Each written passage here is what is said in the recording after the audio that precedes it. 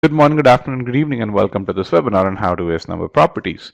In this webinar, we're going to look at, we're going to focus on LCM and GCD questions, and we're going to look at how, if you know the basic concepts in LCM and GCD, you can answer the easiest or the most advanced questions that you're going to be served on this particular topics. It's a fairly application-focused webinar. We do start with the basics, and then we increase the difficulty level and end with the most challenging questions that you're likely to see. And to make sure that you're able that you have that right foundation for this webinar, we did send a few video lessons your way. They were on primes 1 and 2. These video lessons are a part of your free trial. You can just log into your E-gmat account and watch these video lessons. We also have an upcoming free webinar. We have a free webinar on GMAT reading comprehension. This webinar is next Saturday. In this webinar, we teach key reading strategies that you can use to improve your comprehension and improve your reading comprehension ability to 90th percentile. And it says 10 days. I've seen people do this in as few as 5 days. Essentially, what we require is post the webinar, you put in about 15 to 20 hours of effort, and you're going to see a significant difference in your RC ability. So you can register for this webinar by clicking on register now. Also, this is a free webinar. It's quite heavily attended. To make sure that we do justice to this group as a whole, we ask a couple of leading questions. One of them is, when's your next GMAT attempt? And then the other one is, what is your target GMAT score?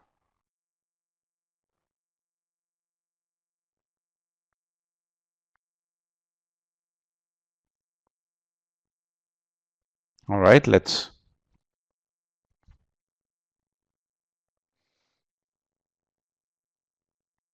get the data.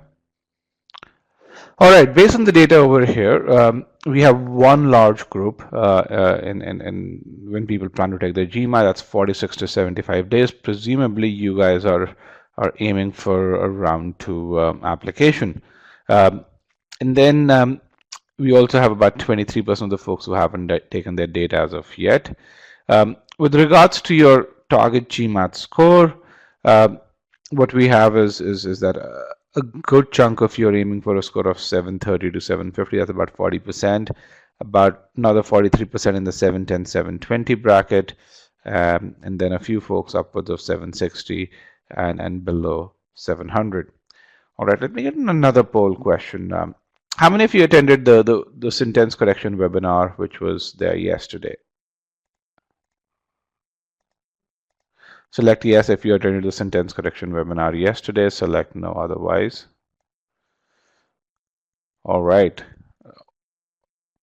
Almost none. I'd say just about 2 folks who attended the sentence correction webinar yesterday. That's good. So let's go right into the webinar pane. As I go there, the screen will have changed or will be in the process of changing for you. It usually takes about 20 seconds for the changes to propagate through.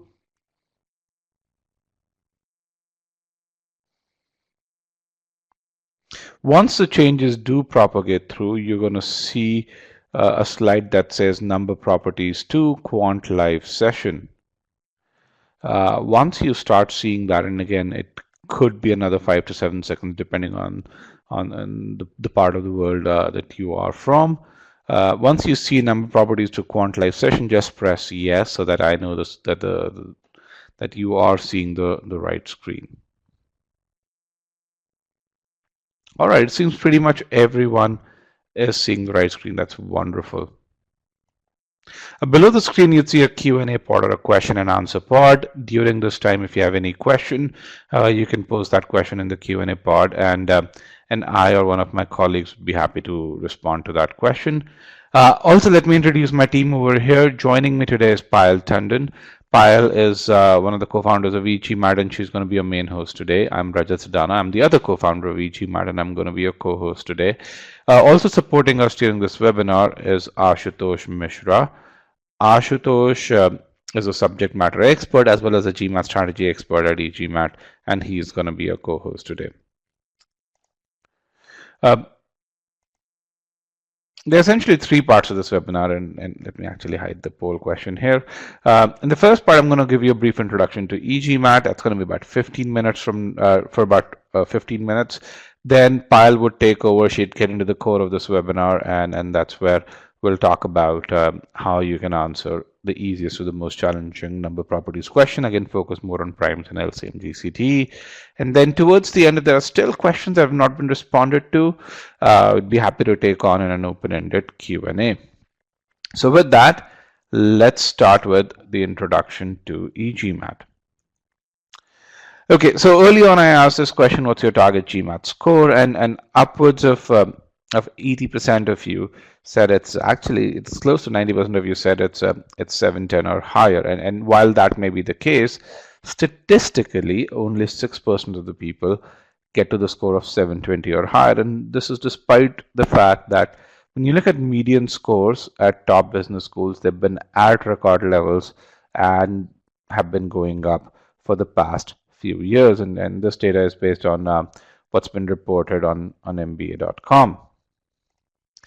Now, what is it that people who get to those high scores do? A good percentage of them use E-gmat. Why do I say that? When you look at key stats on major forums, one is the number of verified reviews.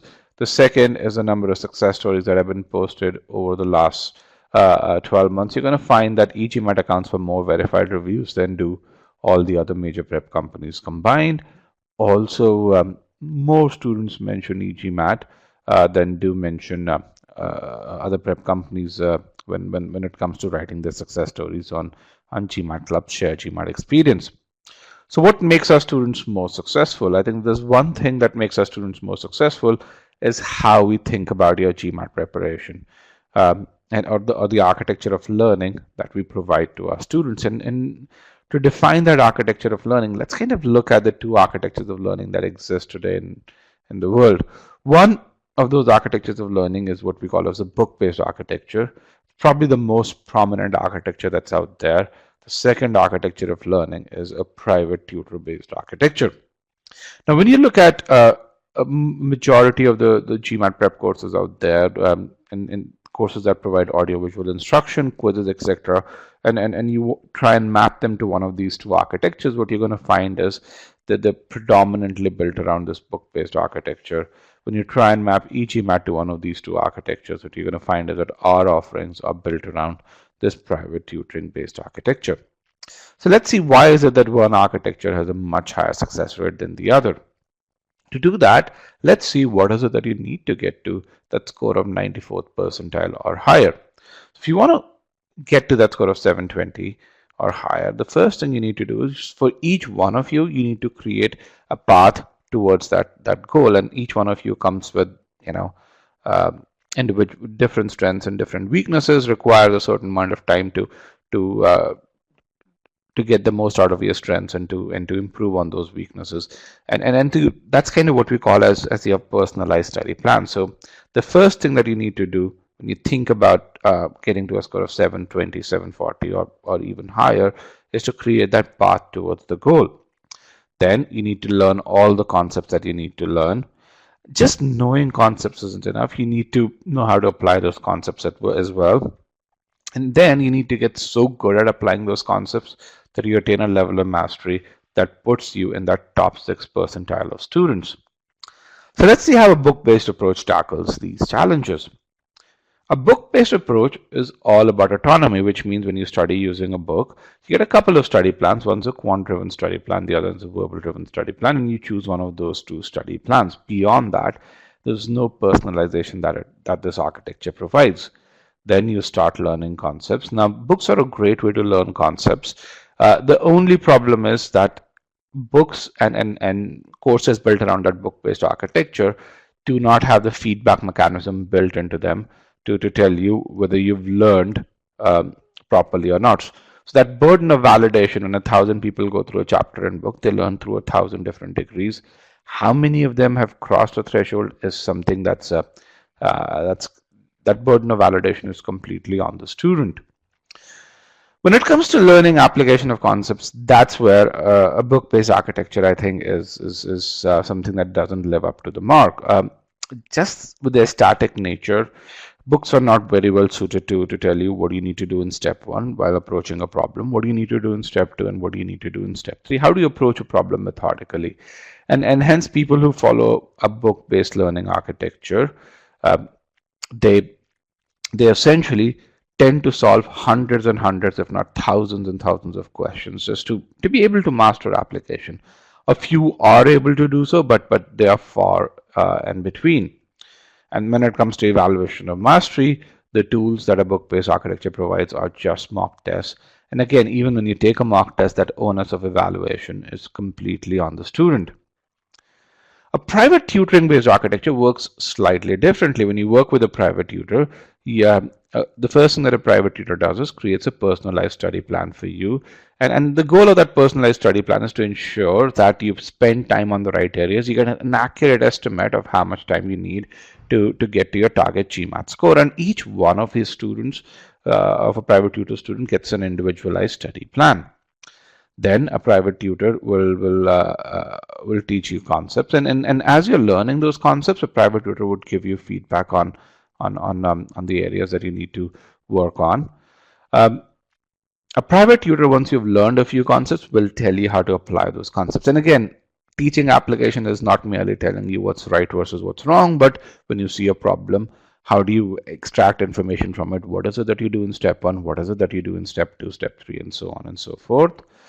And then while you're solving questions, a private tutor would constantly evaluate you and to ensure that as you've attained a level of mastery that puts you in the top 6 percentile of students, you go from step 1 to step 2.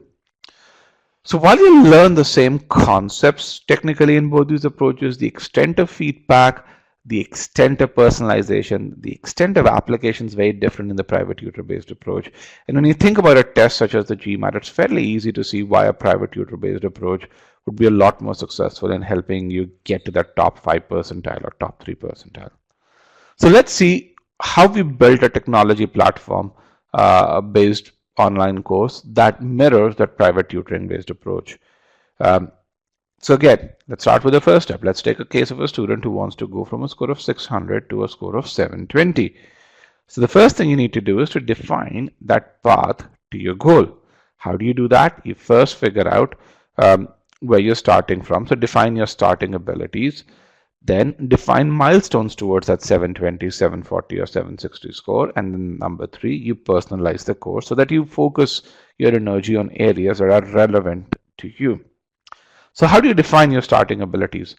We've created a mock test that helps you just do that. It's called the Sigma X test. It's rated 5 stars on GMAT Club.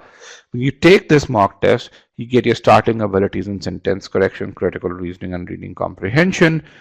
You also get arithmetic and algebra abilities. So essentially, this gives you the same output that an ESR would do. It's the world's only mock test that provides these abilities. The only other way to get these abilities is to take the actual GMAT, spend $250, and then spend another $30 to order an enhanced score report. Then you set your milestones. And how do you set your milestones? You use one of our products called GMAT Planner, which is an AI-driven utility that allows every one of you to create your own personalized study plan. How does the GMAT Planner work? It takes in your current scores. It actually takes in your starting abilities in quant and verbal. Then it recommends a target quant and a target verbal score. Now, based on this target quant and target verbal score, it then recommends how do you get to that target quant and target verbal score.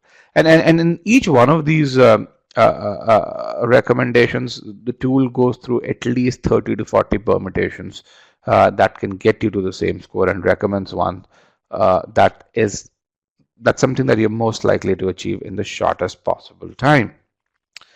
So when you get the target abilities and you have those starting abilities with you, your GMAT plan now becomes a set of 5 different milestones where on the quant side of things, you're going from in arithmetic more specifically, let me just see.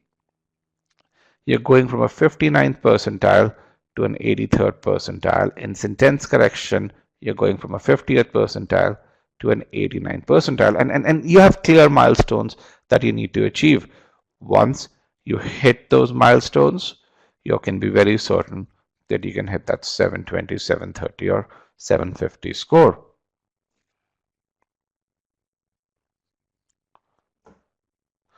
It then gives you the amount of effort you put in to achieve those milestones. Again, this effort has been estimated based on data from upwards of 40,000 students that we've collected over the course of 10 years. So over here, for example, you need about 1.5 weeks, depending on the number of hours per day that you input into the system to achieve that 83rd percentile.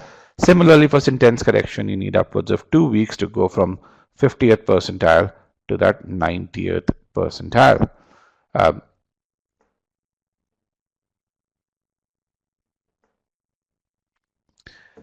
So again, when this happens, you see your personalized GMAT preparation as a set of 5 mini GMAT preparations. And within each one of these, we give you tools to track so that you know when you've hit that 68th percentile or that 89th percentile on each of these subsections.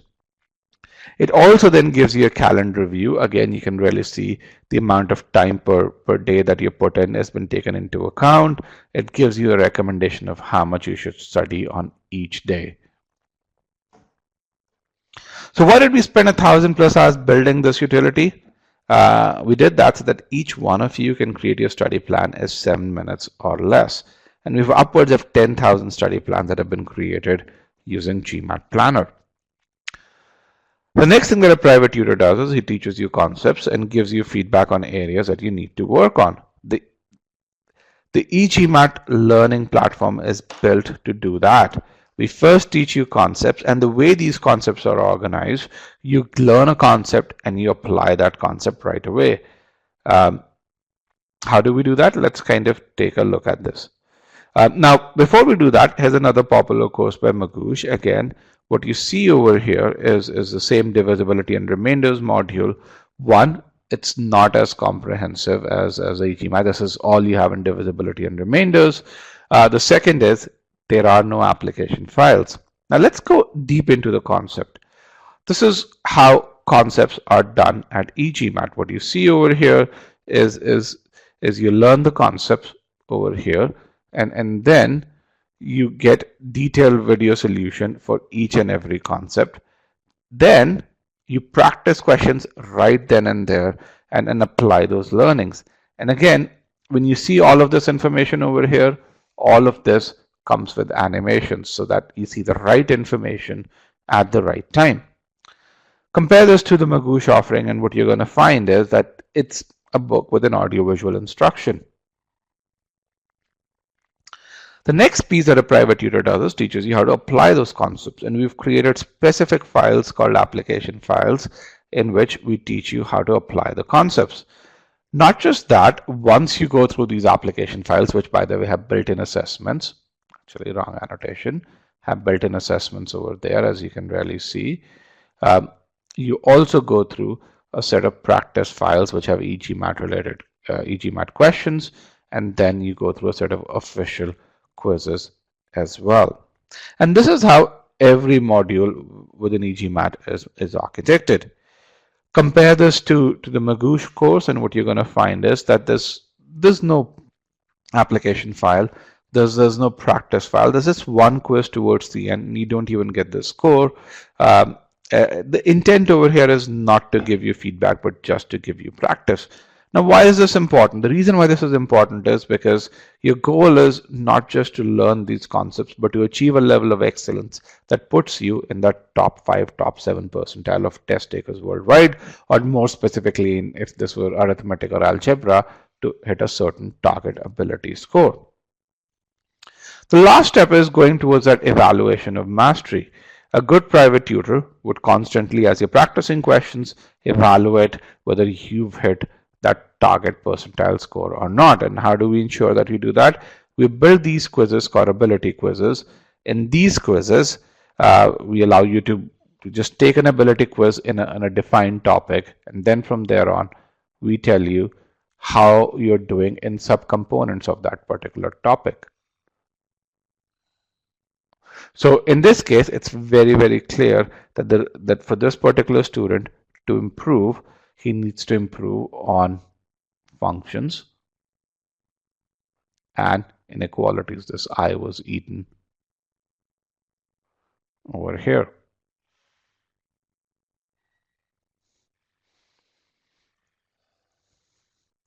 So you can really see why do we say that most of the other courses are built around this book-based architecture and how we've architected both content and technology in the E-gmat platform to build it on that private tutoring-based architecture. Who's created some of this content? 4 out of GMAT Club's top 5 graded instructors have created this content. Instructors who've been reviewed a lot more frequently on GMAT Club. So while only 6% of the people get to those scores of 720 or higher, you can see why a good percentage of them who get to these scores use E-gmat. With that, I've come to the end of my introduction. For those of you who want to stay updated with all things E-gmat, all things that go on in the B-School world, you can connect with me on my LinkedIn. We post about 6 articles every week. You can also connect with 12,000 current and former students, students who are studying at pretty much every top B-School worldwide. Now with that, I'd like to invite Payal to start the second part of this webinar, which is how to ace number properties. Payal.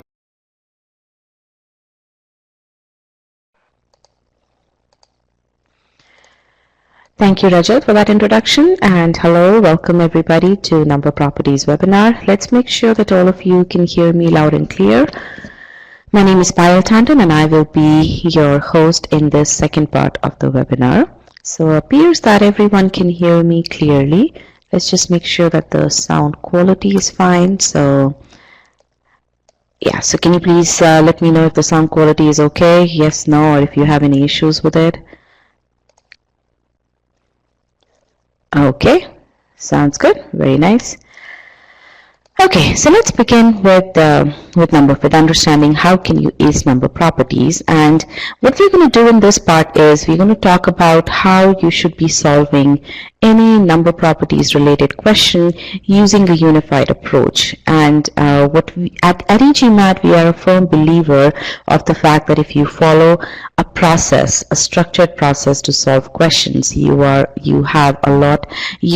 be able to solve the questions in a lot more accurate manner consistently. So following the process is very, very important, and that's what we're going to be talking about in this session. And I'm going to be literally demonstrating to you the significance of following the right kind of process and not looking for shortcuts to solve questions. Okay, so what we're going to do first is we're going to understand, yes, the importance of process, as I already told you.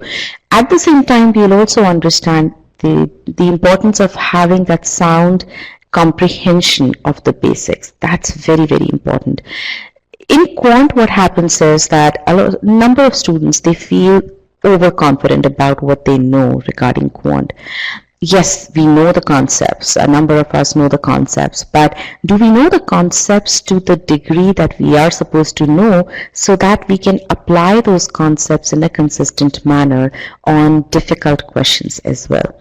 That is a question that we need to ask, and that is a question that I will be asking all of you in this session today through the questions that I provide you to solve. Okay, and you will be able to come to the answers yourself when you take a look at this, when you participate in the discussion.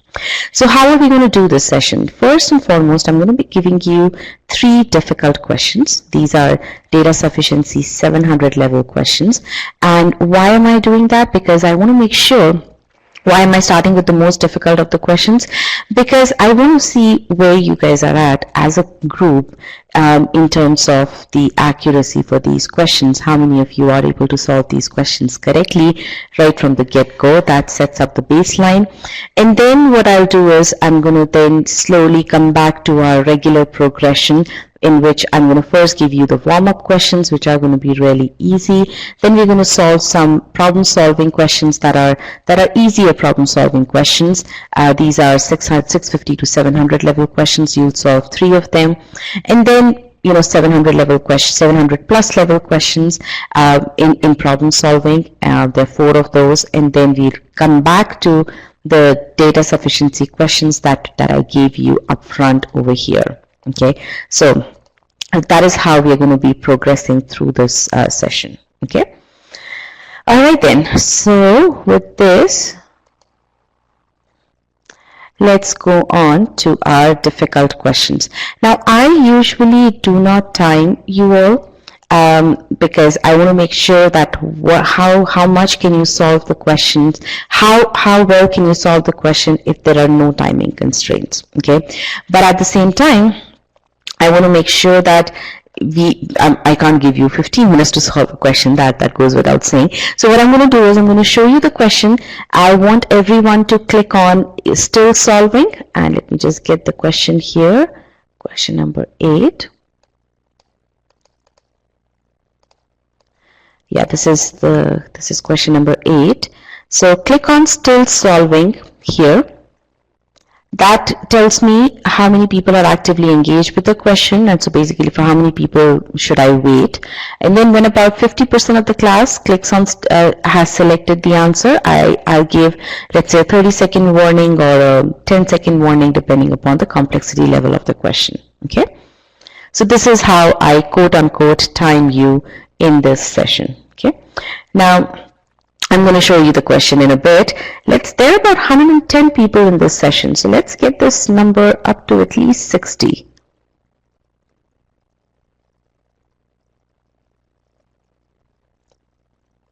All right, so here you go.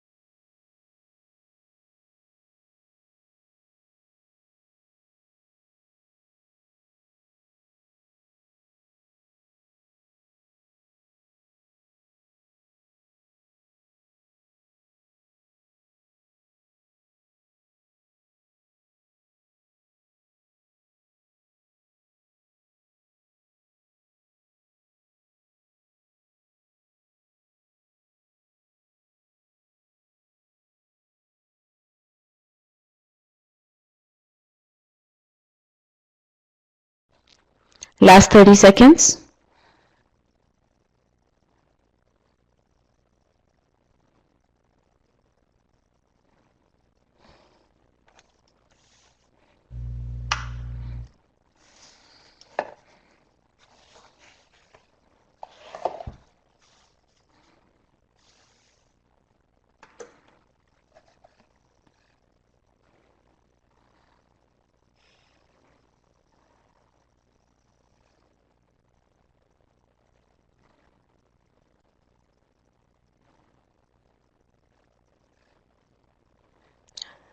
All right, I'm going to end the poll now.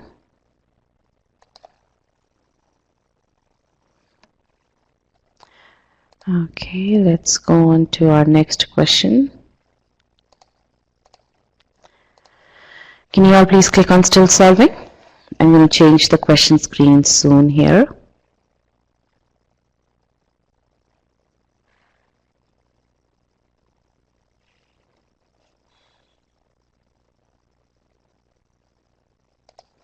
All right, here you go.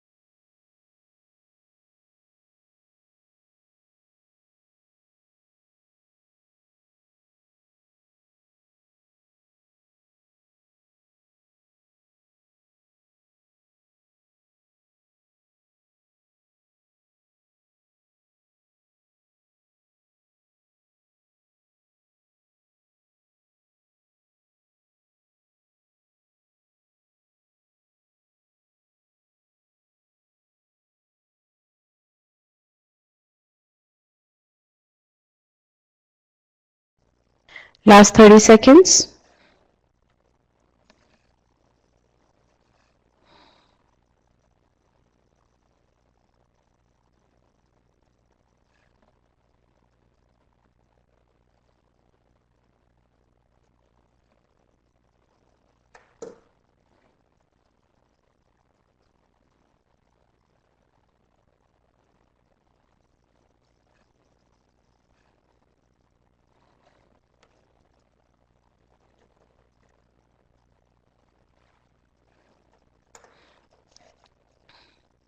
All right, I'm going to end the poll now. And here comes the last of the difficult questions. Can you please click on Still Solving?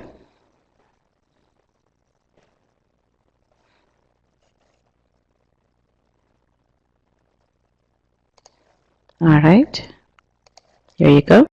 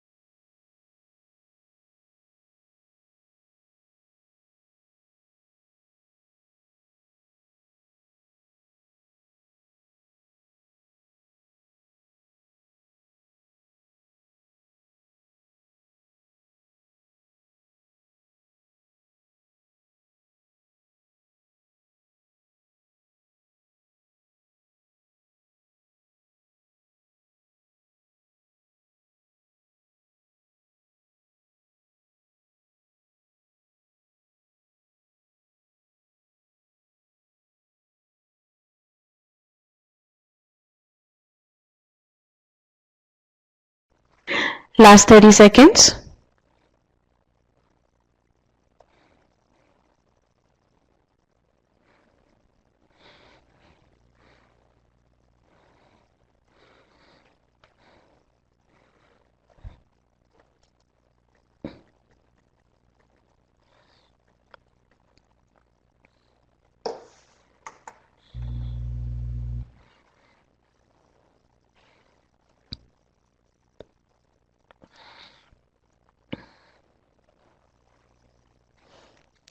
All right, I'm going to end the poll now. Okay, so before we go further, tell me, how was this experience?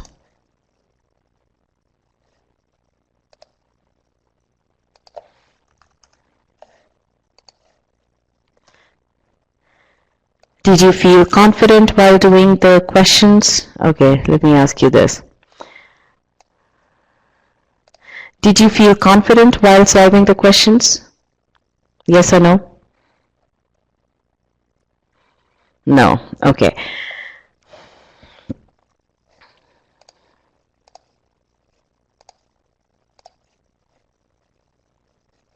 Okay. Now let me ask another question, and I should have asked this before I gave you this exercise.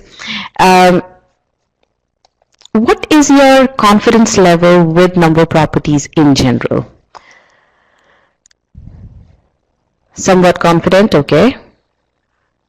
All right. Sounds good.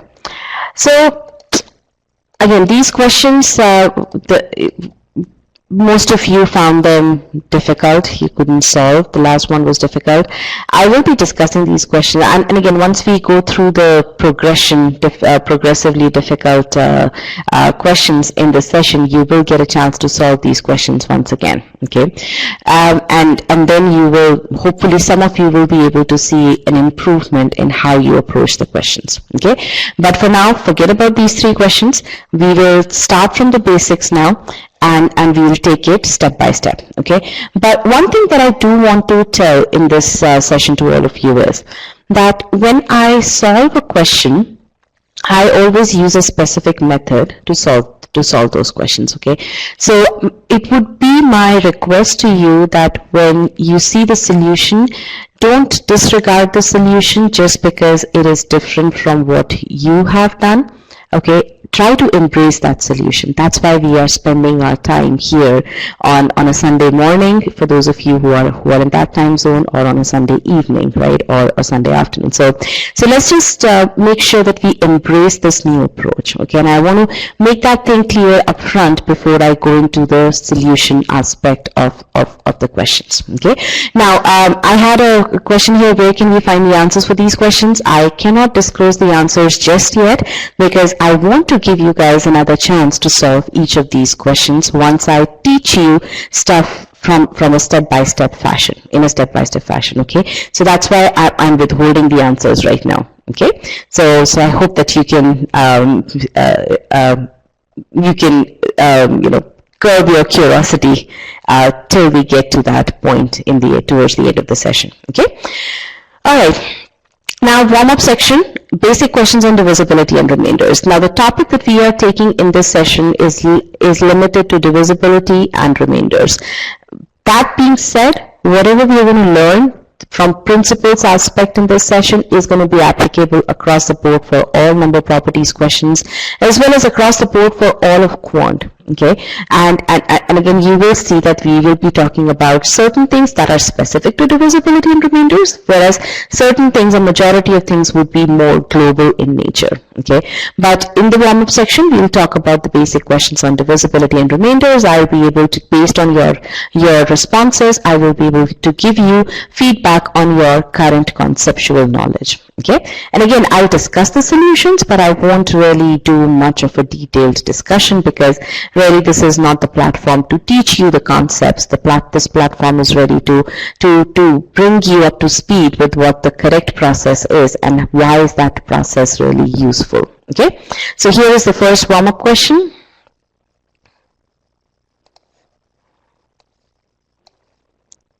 Let's solve this question.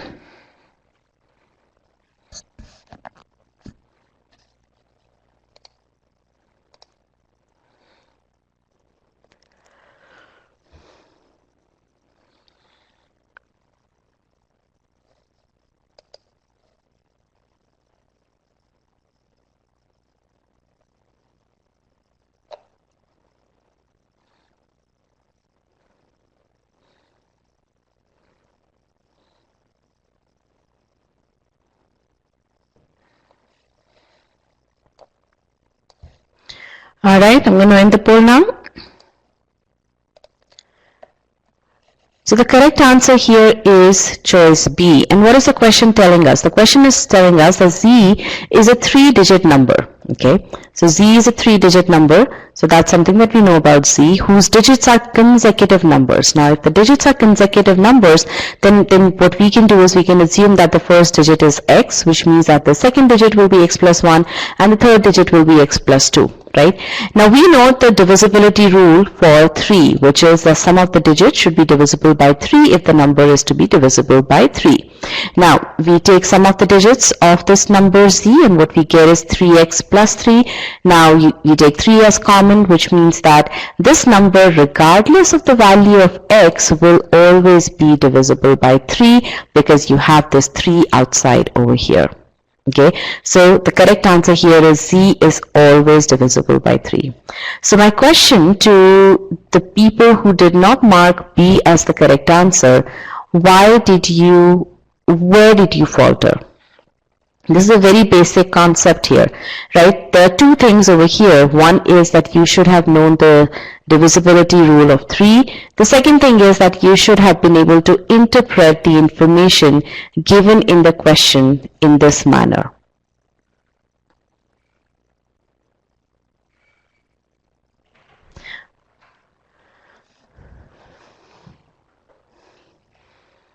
Okay, so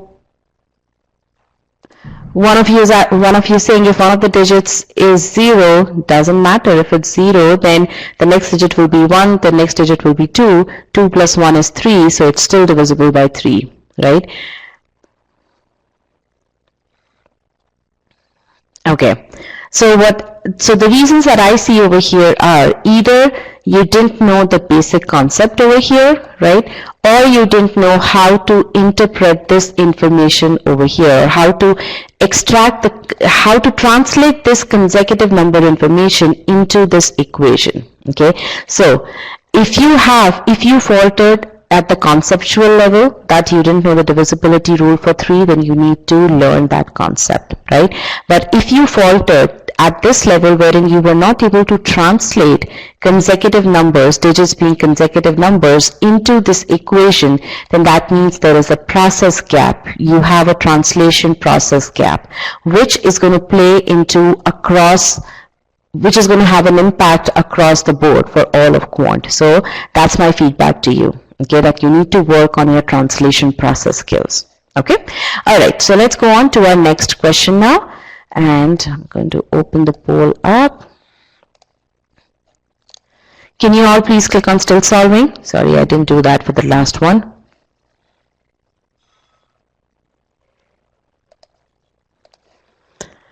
Okay, let's go here. Question number 2.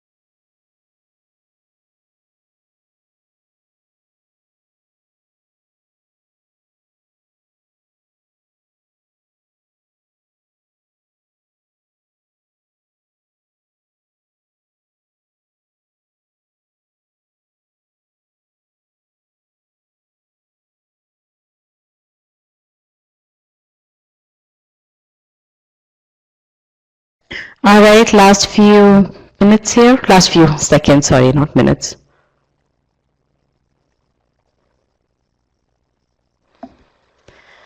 Okay, I'm going to end the poll now.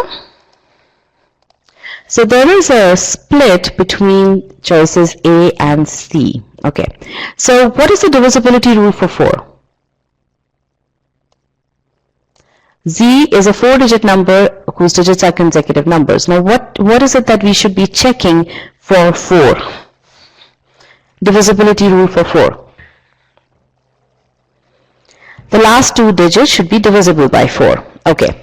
Now, how would you approach this question? What we know is that Z that the digits are consecutive numbers. Now we are only concerned about the last two digits, because if the last two digits are divisible by 4, then we are good. Now the last two digits are consecutive numbers, right? If all the four digits are consecutive numbers, the last two digits will also be consecutive numbers. Now in this case, there are multiple cases, right? Either the number will be odd, in which case Z will not be divisible by 4, right? For example, 2, 3, 4, 5, right? Or the number will be even. Now, if the number is even, in that case also there are two different cases. Maybe the last two digits are divisible by 4. For example, 3, 4, 5, 6. In this case, 5, 6 is divisible by 4, right? 56 is divisible by 4. Or two digits, the last two digits may not be divisible by 4. For example, 34. Which means that it really varies from the number to number whether Z is divisible by 4 or not.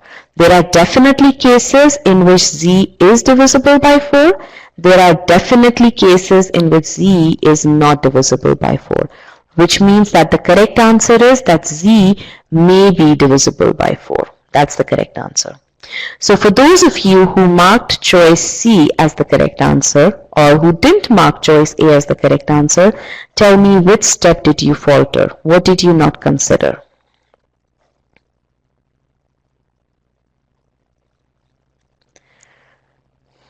It's very important to do that analysis of why did I not solve this question correctly when I had the chance. Did not consider the two cases, did not consider all the possible values. Very, very important. Okay. Now, for those of you, okay, so here, for those of you who did the method that you applied for the previous question, you didn't do the right thing because you didn't have the right concept of what is the divisibility rule for 4. So again, read the question statement very clearly, get the correct concept that you need to apply. Okay.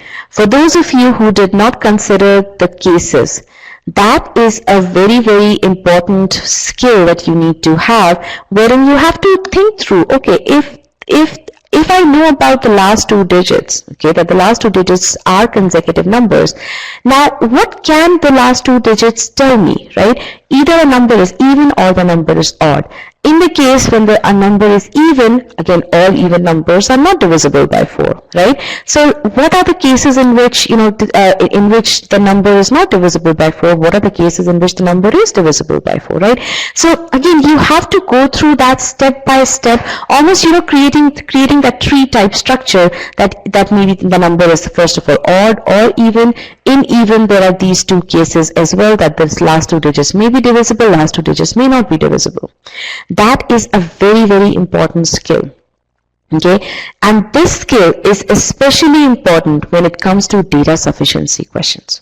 Okay, so if you are not able to consider all the possible cases on a basic question like this one, then it would be very difficult for you to solve difficult data sufficiency questions or even easy data sufficiency questions, because that is the primary premise behind a data sufficiency question. Can you think of all the possible scenarios? Okay, so that is a very, very important skill that you need to build, and there are quite a few people in this session who don't have that skill.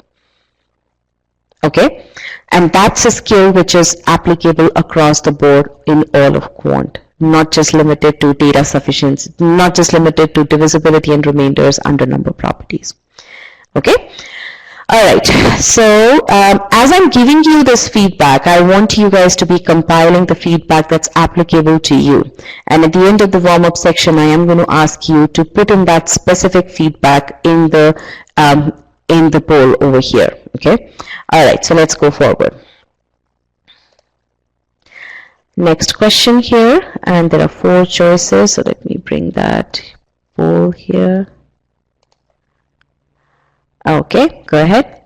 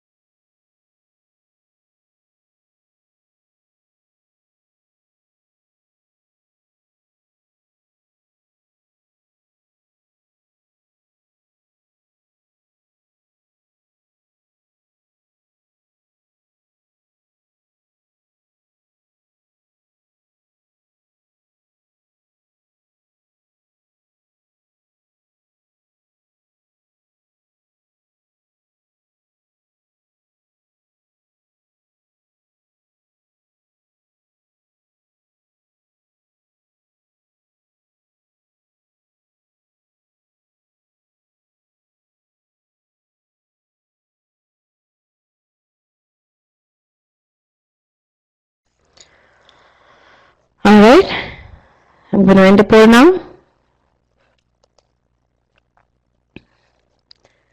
Okay, so this one, almost all of you got this question correct. So let's carry forward here. Again, divisibility rule for 8, last 3 digits should be divisible by 8.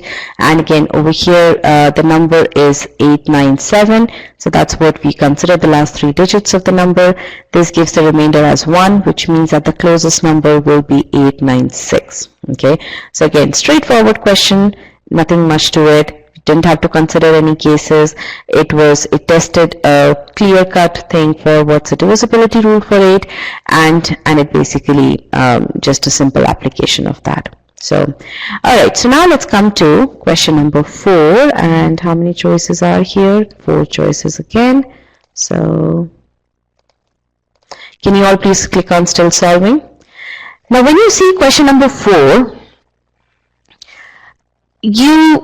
I will solve it on your own, and then I will ask you about the process that you used. So go ahead.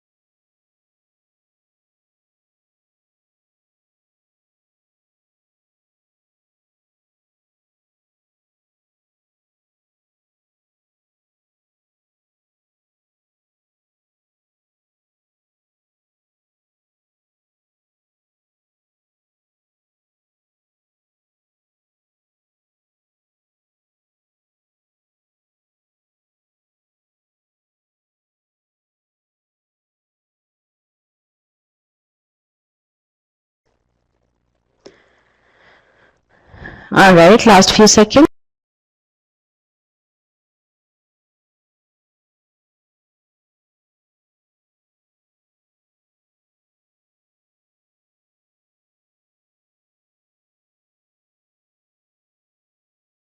All right, I'm going to end the poll now. Now, 67% of the class, I would say 68% of the class got this question correct. Choice D is the correct answer. But before I go into the solution of this question using my method, I want to understand how is it that you guys solved this question. So first tell me, what was the method that you guys used?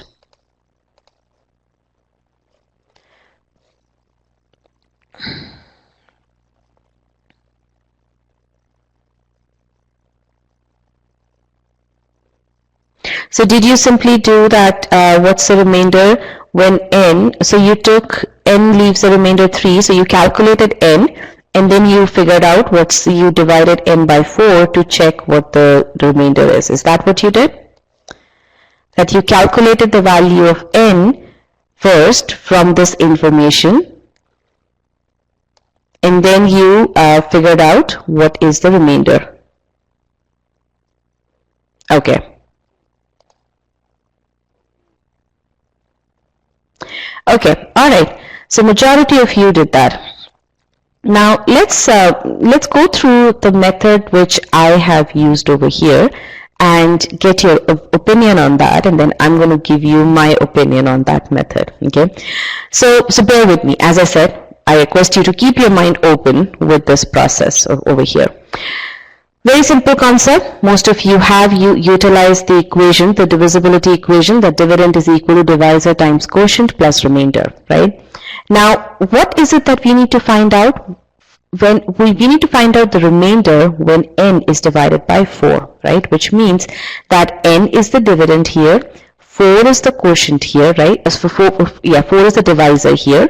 I'm assuming p as the quotient, and I'm assuming r as the remainder, and I need to find out the value of r. Okay, everyone with me till this point? Yes, no? Okay, good. So I've literally applied the concept and I've translated this information in the question statement by applying this concept into this equation. Now what is given to me? What's given to me is that n leaves a remainder 3 when divided by 204, which means that n is 204. 204 is just the divisor, q is the quotient. I'm assuming q is the quotient here, plus 3, right? So this is what I have over here. Okay. So if you think about it, what I have is two equations. Both the equations give me the value of n. N is equal to 204q plus 3 and n is equal to 4p plus r, and I need to find out the value of r. Okay, so essentially here is what I am doing. I'm trying to write down, so if you think about it, if I can write down 204q in terms of 4p, then in terms of 4, then I can figure out that, okay, what is the remainder, right? So that's what I'm trying to do. What I get is 204q is equal to 4 into 51q. Literally what I'm doing is I'm factorizing 204 in terms of 4 over here, so that I can then say, okay, this equation is nothing but this equation. So the equation n is equal to 204q plus 3 is nothing but n is equal to 4p plus r. And that is what I'm trying to do over here, and that is what I end up doing. N is equal to 4 into 51q plus 3, which means that the remainder is 3. Okay? So I'm not solving anything. I'm not calculating the actual value of n. I am simply looking at these two equations. Okay, I'm simply looking at these two equations and I'm trying to figure out, okay, what are the similarities between these two equations and how can I get one equation in the form of the other? Does this make sense? Yes, no? And this is something which quite a few of you have done. You've tried to see the similarities between 204 and 4, which is the right thing to do. Okay. As you can see over here, again, 4 into 51k plus 3, 204 is a multiple of 4. That's precisely what you're doing. Okay, so those of you who have done it with this method, absolutely right. Those of you who calculated n as 207, that is something which I want you guys to change. Yes, I mean, why am I asking you to change that method? Because yes, you have been able to solve the question correctly utilizing this method, utilizing the method of actually calculating the value of n, but this process of solving will not really help you to solve difficult questions that cannot be solved by mere calculations. Okay. But if you go step by step in the manner that has been discussed over here, you will surely build the right kind of skill set. Okay, and what is the skill that we are talking about? We are talking about process skill of visualization. Can you simply create equations and then visualize them to see what it is that you need to make sure that can you get to the answer that has been asked in the question? Does this make sense? Yes or no? Okay. And this process skill of visualization is something that we're going to be building upon. From this question through the last question in this session, you will see how we continue to apply this process skill. And that is something that I want you to take with you from this session. How is it that you solve the question utilizing the basic concepts and the process to solve even the most difficult of the questions? Okay, so this is warm-up question number 5. I want all of you to I don't want you guys to be solving this question by simply calculating the values. I want you guys to solve this question by try to use the method which I explained to you. Okay, try that. Okay, here you go. Go ahead.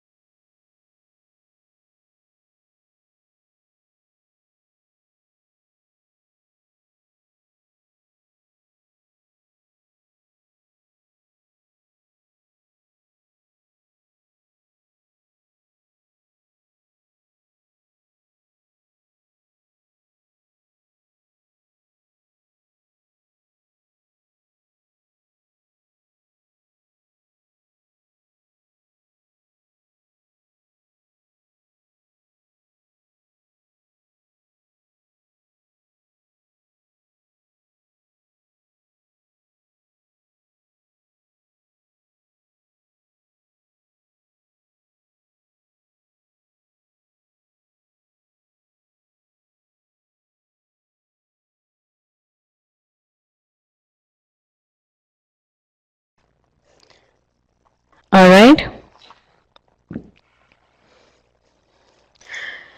I'm going to end the poll now. Oh, I have the results broadcasted. I apologize. Okay, so how did you guys solve this question?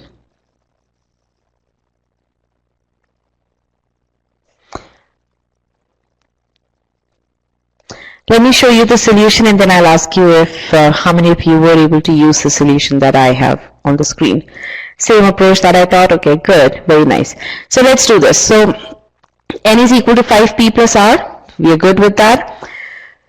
Now over here what we get is that n is equal to 205. 205 is the divisor. 205q plus 6. So our job is to see if we can express 205 in terms of 5 over here. 205q in terms of 5p. And frankly, there is nothing much to be done here. 205 is definitely a multiple of 5, which means that this equation is nothing but this equation. N is equal to 205q plus 6 is nothing but n is equal to 5p plus r, right? So that's the process skill of visualization, which means that r is equal to 6. But can r be equal to 6? No, remainder cannot be equal to 6 because remainder is always less than the divisor. Your divisor is 5, which means that the remainder should be less than 5, which means that I need to divide 6 by 5 again to get the final remainder, and the remainder is 1. Okay, so the correct answer is choice A. So for those of you who selected choice D as the correct answer, that is, you missed out on a constraint, very, very important constraint. Okay, what is a constraint here? Constraint is applying, what is a process skill here? Applying constraints, right? So very, very important to note any and all constraints that have been specified to you in the question or that you know as a concept exist. Okay, so process skill of applying constraints, process skill of visualization. Okay, all right, so with this we've come to the end of the warm-up section, and my feedback to you is make sure that you have a 200% clarity in concepts. That's very, very important. Now, how many of you scored less than 100% in this quiz?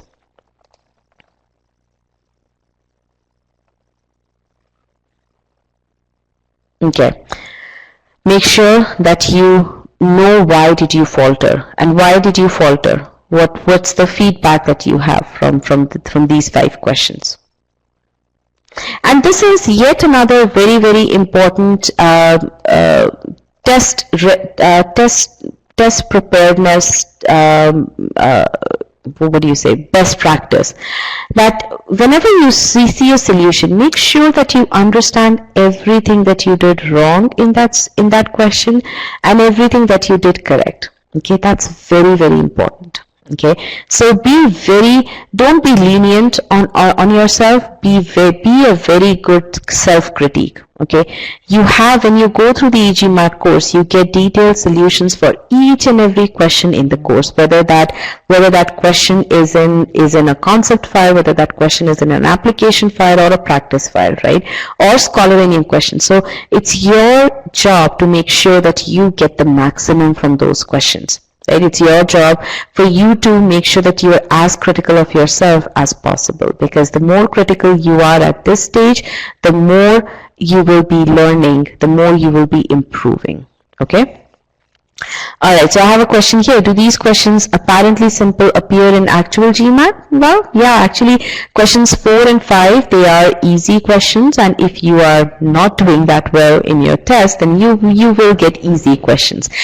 Again, the test goes by what your ability is. So if you are not able to solve questions, then the test is going to show you easier questions. But again, our goal is not for you to just solve these easy questions. Our goal is to progressively build your ability to be able to solve difficult questions.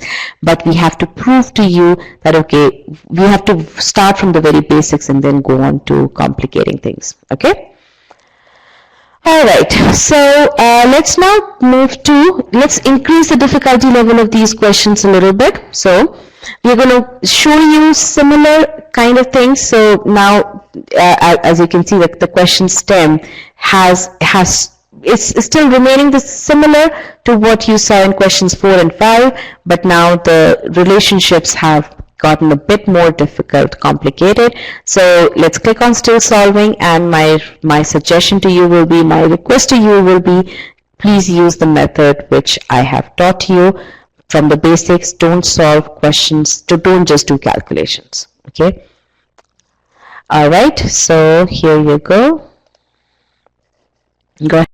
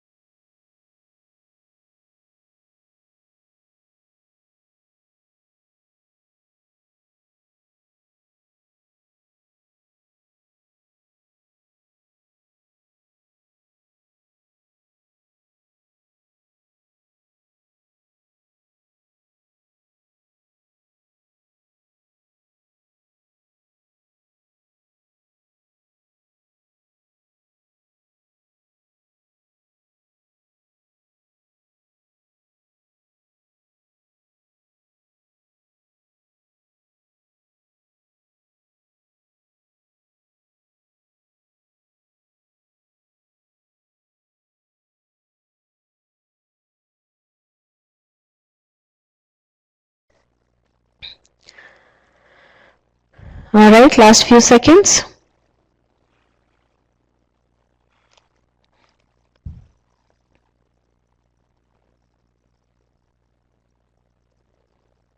Okay, I'm going to end the poll now. All right, so I have to ask you this. How many of you solved this question by simply calculating the value of m?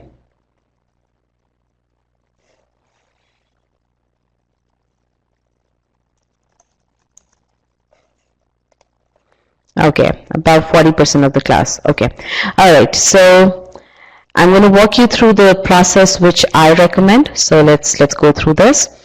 Again, same thing. M is equal to 15p plus r is less than 15. We need to figure out the value of r. What's given to us about m is that m divided by 30 is equal to 8.2. So m is equal to 30 into 8.2. Right?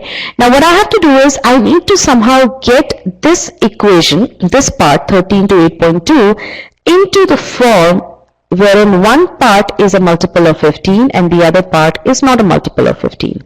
Does everyone understand that? What is my goal here? My goal is to express this part over here, 30 times 8.2, in the form of two individual parts, one part that is a multiple of 15 and the other part that is not a multiple of 15. Okay, good. So how do I do that? I apply the distributive property of addition, right? 30 into 8 plus 30 into 0.2. So I'm simply writing 8.2 as 8 plus 0.2, and I am then multiplying each of these terms with 30, right? So what do I get now? If I simply calculate what this is over here, this is essentially 30 is what? 15 into 2 into 8, right? So this term definitely is this term over here, 15 into 2 times 8, and 30 into 0.2 is nothing but 6 over here, right? So here I have it. I have one term that's a multiple of 15, the other term that is not a multiple of 15, and therefore the remainder is r. So all I'm doing is I'm trying to convert this equation into the form of this equation. That's what I did for the previous warm-up questions. That's what I'm doing for this question as well. And I'm getting the answer. Okay. Everyone clear with this method? Good. Now the key thing that you are doing, that you end up doing by solving a question in such a methodical manner, is that you are building your skill set of visualization, which is not only applicable for divisibility and remainders questions, it's also applicable across the board for all of quant. The more you're able to manipulate the equations, the more you're able to visualize, okay, how can I bring this into the form of this equation? This is just an example over here, right? The more you build your ability to analyze, to actually to manipulate equations, simplify equations, the more you will get comfortable doing that across the board for all of quant. The question that I see over here is, how did you bring 6? 30 into 0.2 is 6. Okay, so I'm just doing that small calculation over here. Okay. Now I have a question here, to apply number substitution testing approach or to apply this approach. Number substitution testing approach is not a foolproof approach. Yes, that works for some questions, but you need to know for which questions that works. Okay. Whereas this approach is as I'm saying, this has global applicability. You're slowly building your skill set. Okay. All right. So now let's move on to our next question. Oh, what happened here? All right. So let's move on to our next question here. Question number 2.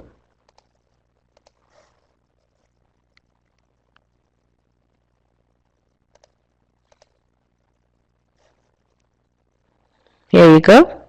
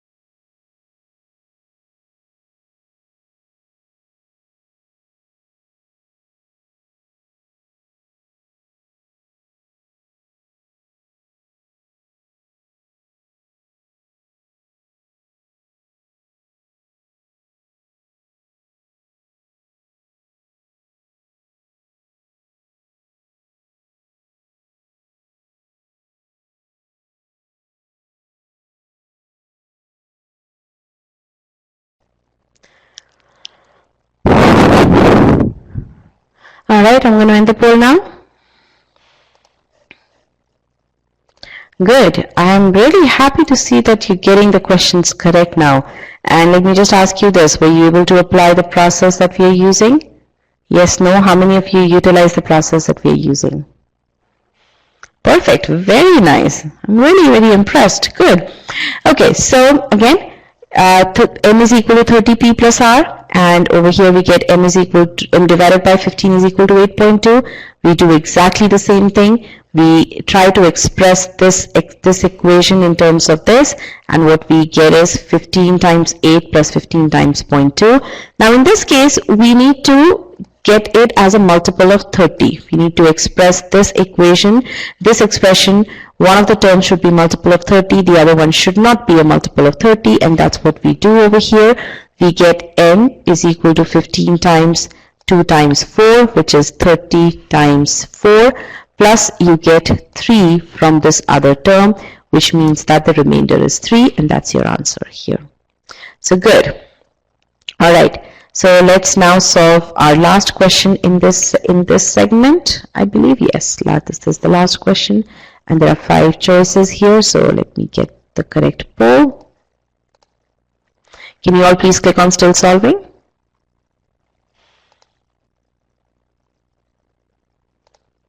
Okay, go ahead.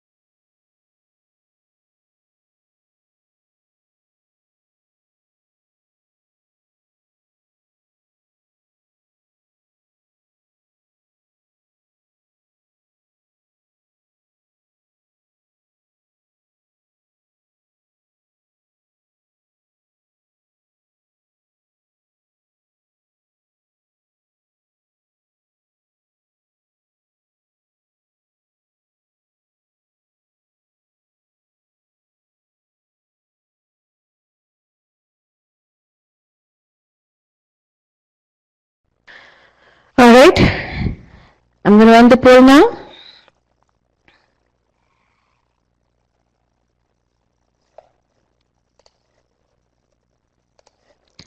Okay, so let's say. So again, same thing over here, n is equal to 15 times 9.2. Now, visualization, we are doing exactly the same thing, trying to bring one term over here in terms of as a multiple of 30, the other term not a multiple of 30. And here we have to do a bit more processing. 15 times 9, we open it up as 8 plus 1. We take 15 times 8 outside. 15 times 1 plus 3 goes into the other term over here, and what we end up getting is, get rid of this over here, we end up getting 18 as the remainder. So that is the answer. Choice E is the answer. So how many of you use the method that you see on the slide right now to solve this question? Good. Very nice. So again, the thing that we are doing over here is we are progressively increasing the degree of application. That's what we are doing. In the first question, we had a very simple processing. In the second question, the processing became a little bit difficult, and then in the third one, the processing was further a little bit enhanced, a little bit involved.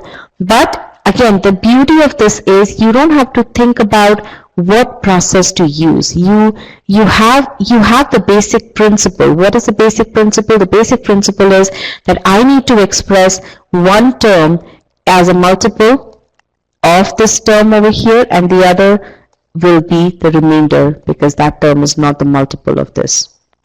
Okay, that's the same principle that you're applying across the board. And when you do this kind of manipulation, when you do this kind of processing, you are simply working with numbers here. Okay, that's what you're doing. You're building your skill set over here. Okay, I know that there are some of you who have used the calculation method here. Again, you are more than welcome to do that. But again, whenever you use calculations, you're only solving that specific question. You're not building your ability to be able to solve higher questions that require higher degree of application. Okay? All right. So what do you guys think of the session so far? What have you learned? Has there been some revelations in this session, or has there been some clarity in how you approach questions? What have you gotten? Give me some feedback so that I can I can incorporate that feedback for the rest of the session. Clarity, new learning. Okay, good. Both, very nice. Nice revision, that is good.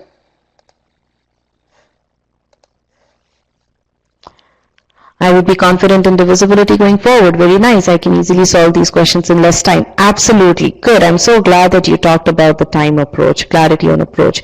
Good. Better than trying numbers. Very nice. Very nice. Thank you so much, guys. This really means a lot because, again, my job over here is to make sure that I can communicate what I'm trying to communicate, and you guys are receiving that message, and I'm really happy about that. Okay, good. Let's now go into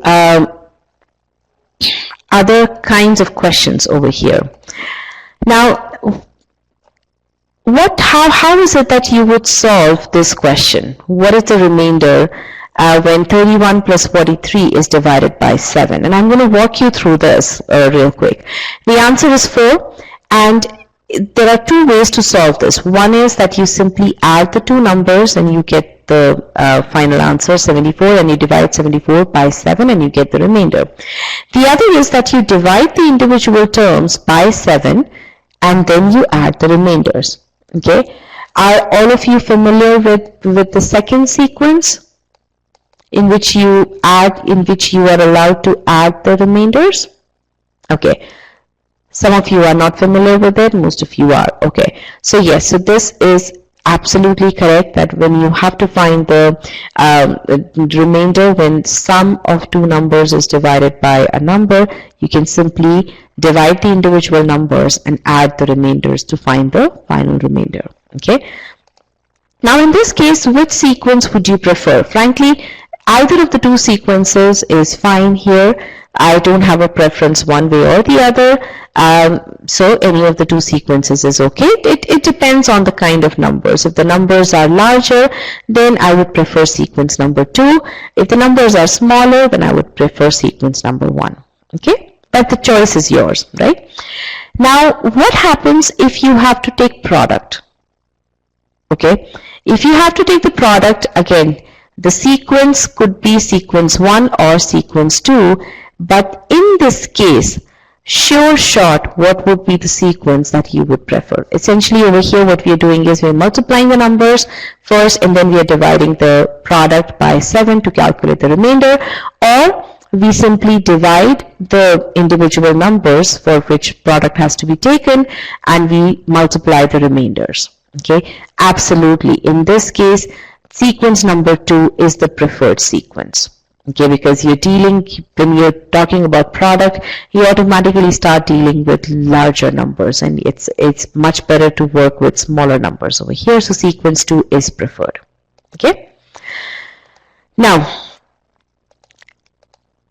this slide, I'm just going to breeze through it. I want you guys to take a, for those of you who want to know why can we add the remainders and why can we multiply the remainders, we have proven that over here by taking an example.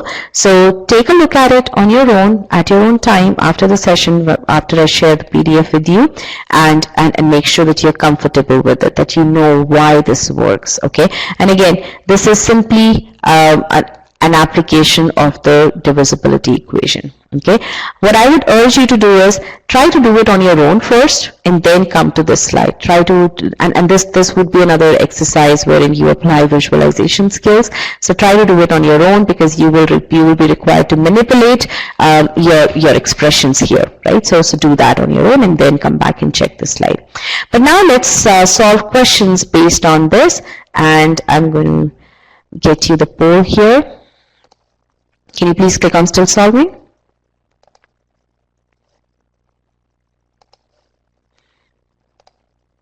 Okay, go ahead. Read the question carefully and then answer.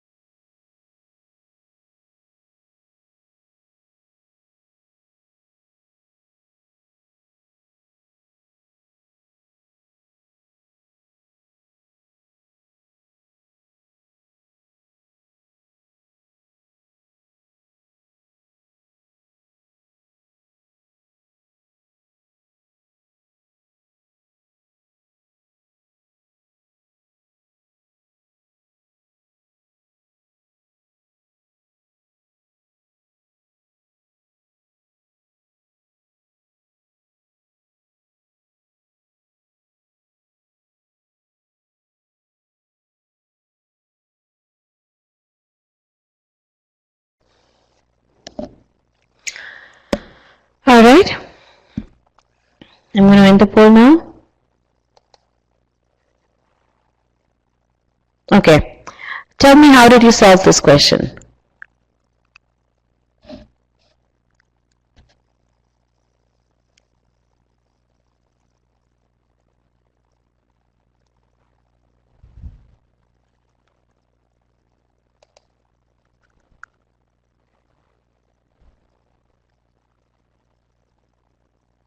Multiplied by multiplied remainders. Okay, all right. Let me ask you this. How many of you use the multiplication of remainder concept? Okay. All right. How many of you use the observation that 24 is divisible by 3, so the remainder is indeed 0? How many of you use that as the observation to solve this question? Okay. Right. Now, this is another very important skill. Before you get to solving anything, right, just make the observations. In this case, 24 is clearly divisible by 3, which means that you don't have to do any processing whatsoever.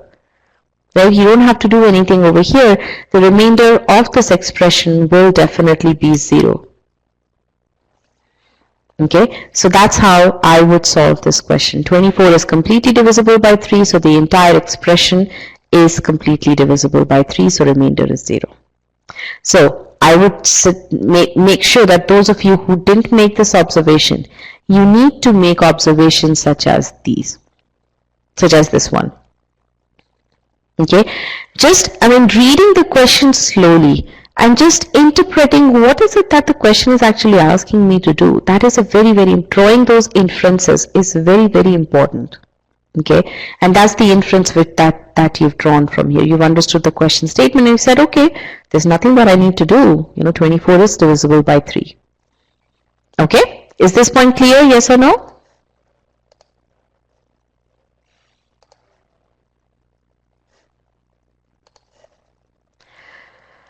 Okay, sounds good. All right, so now let's go on to our next question.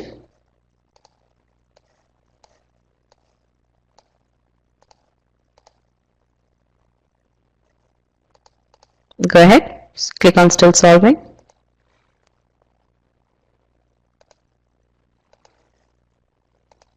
Okay, here you go.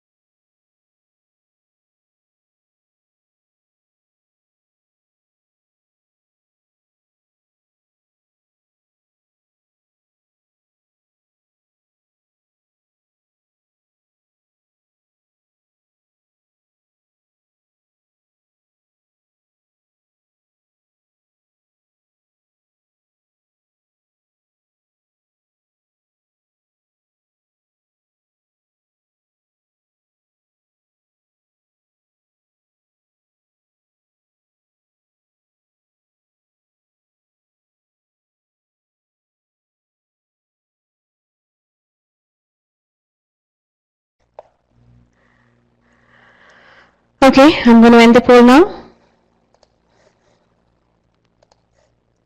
Let's solve the question here. 25 times 38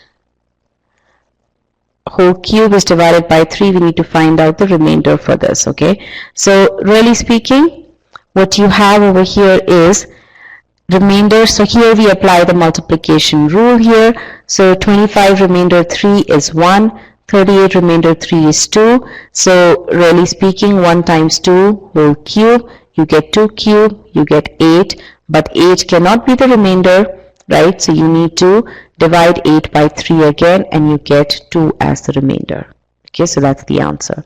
Now, for those of you who didn't select choice C as the correct answer, why did you do that? Can we stop our working at 2 cube? No, you cannot. Absolutely not. You have to go all the way. You have to get to the correct answer over here. Let's say this was 2 squared, right? If this were 2 squared, then the answer would be 4 here, right? 4 divided by 3, remainder is 1, right? So your answer will be different. Okay, so for those of you who didn't select choice C as the correct answer, where did you falter? What if we can distribute the cube earlier and do it like the previous question?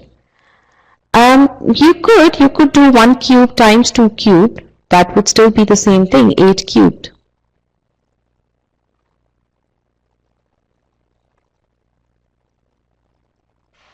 Okay, all right. So now let's look at our next question.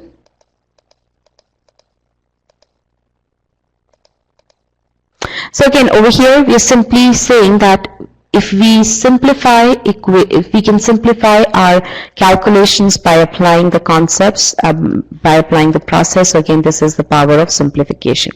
Now, there is yet another simplification that you can do, and this specific thing is very specific to divisibility and remainders only. Okay, so what I'm going to talk about here is very specific to divisibility and remainders. Now, the thing to keep in mind is that so in the context of the GMAT, your remainders are always positive, right? So whenever we take a look at a remainder equation, let's say 5 divided by 2, we write it as 5 is equal to 2 times 2 plus 1. Let's say you have 8 divided by 3, we write it as 3 times 2 plus 2, right? That's the typical way of writing, right? Now, we can actually write it in a different manner as well. What if we write 5 as 2 times 3 minus 1, right? Is there anything wrong in expressing 5 as 2 times 3 minus 1? No, absolutely not. Likewise, I can write 8 as 3 times 3 minus 1. No issues with that as well, right? Now, these are what I call as negative remainders. Okay, sometimes instead of expressing your your divisibility equation in terms of positive remainders, we express the divisibility equation in terms of negative remainders. Okay, especially when we can express them as a smaller negative remainder, especially very special case of it is as a minus 1. That actually helps simplifying calculations considerably. Okay, and let's take, so basically that's what we do over here, right? But you can do this, but you have to make sure that once you calculate the answer, whatever processing we need to do, once we get to the final answer of the negative remainder, we need to bring back the negative remainder in the form of positive remainder. And how we do that is we simply add the divisor back to the remainder. Okay, positive remainder is equal to the negative remainder plus the divisor. Okay, so I'm not going through the details of this stuff over here. After the session, I want you to go through this on your own through the PDF. Okay, so right now we are going to apply this learning, this expression of negative remainders onto a question, and then you'll see what I mean by converting the negative remainder into positive remainder. Okay, so try solving this question over here, and you will be able to see the value of negative remainders through this question here.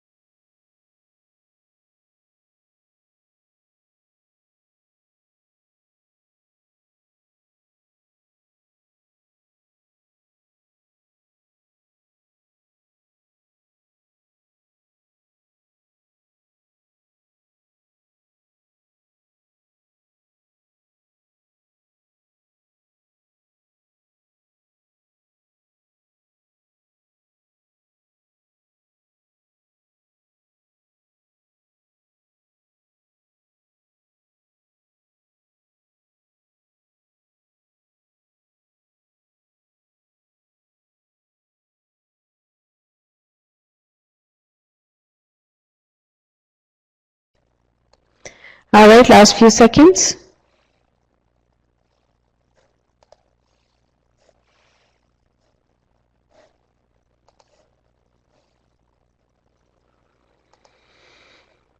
All right.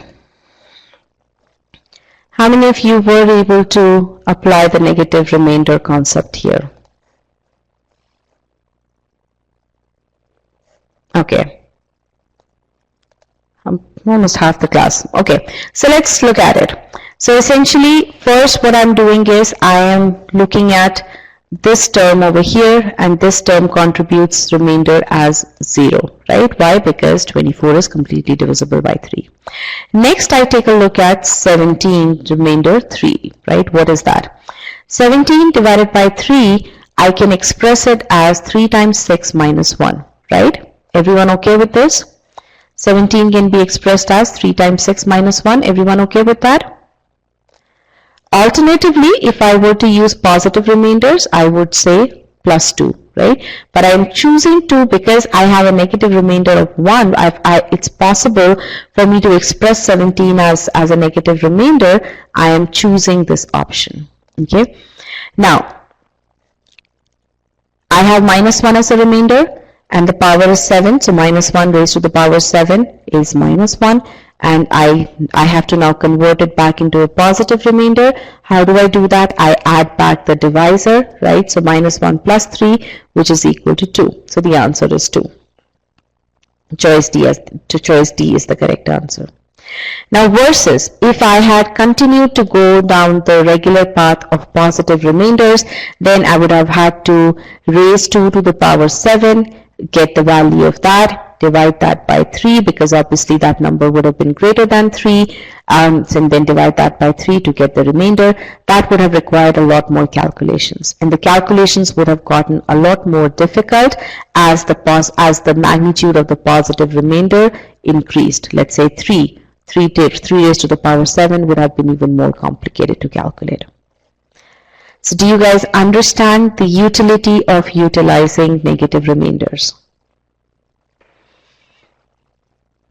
Okay, again, all we are trying to do over here is, even though I said that this is not applicable to all of number prop, to all of quant, I do take that back. Why? Because over here we are again manipulating.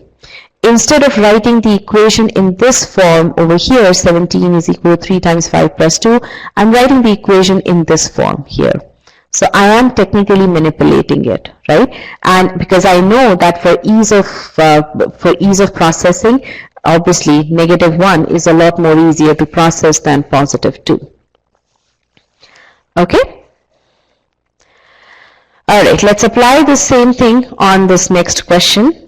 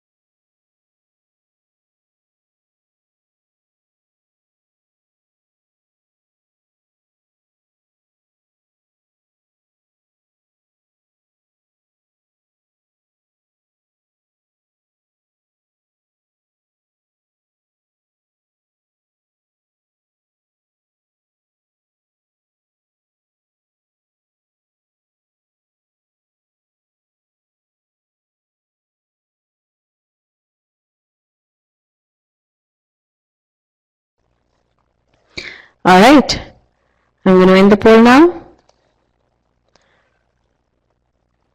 Everyone got the question correct. So let's go through the solution real quick here. 24 is going to get you remainder 0 over here, right? 17 divided by 6, let's see if we can express it. Over here we can express it as a negative remainder, 16 times 3 minus 1. which is a lot easier to process as compared to the positive remainder 5, and we convert it to a positive remainder and we get the answer as 5. Okay, so good. So are you all getting a hang of negative remainders? Yes, no?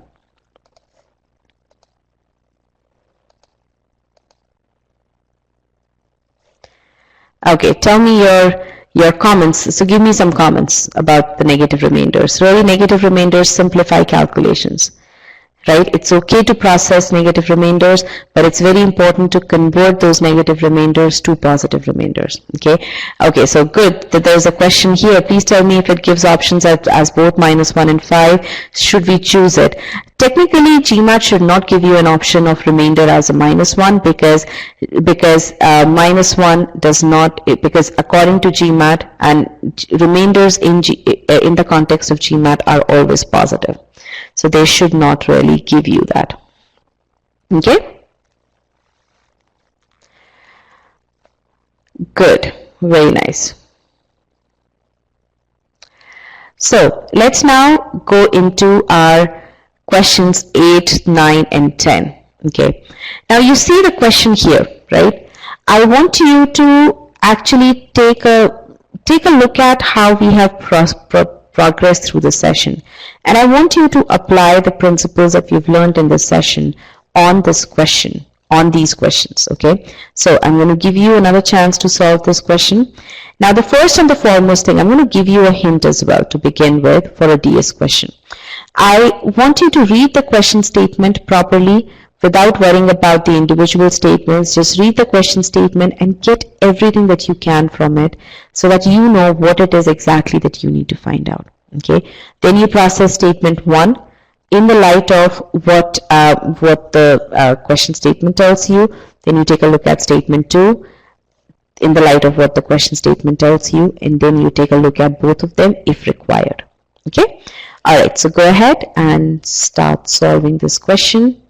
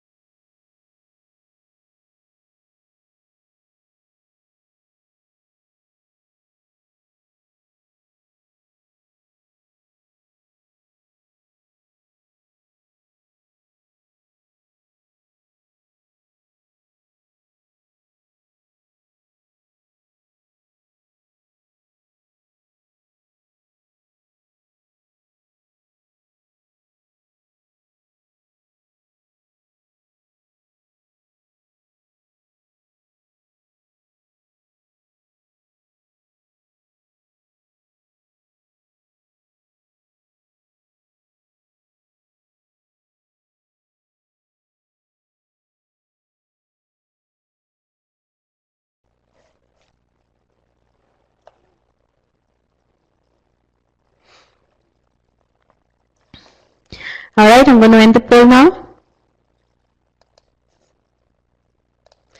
Okay, I am absolutely amazed, and you would be too once I show you the before and after. And then you have to explain to me why the difference in the before and after. So here are your responses. Previously, question number 8, Only 21% of the class selected choice A as the correct answer. That number is now more than doubled. 35 of you selected choice A as the correct answer. Okay, so clearly there is something that has changed. There's a bit more clarity in quite a few of you. So I'm going to discuss the solution in detail, but before I do that, from people who have now selected choice A as the correct answer, what made the difference?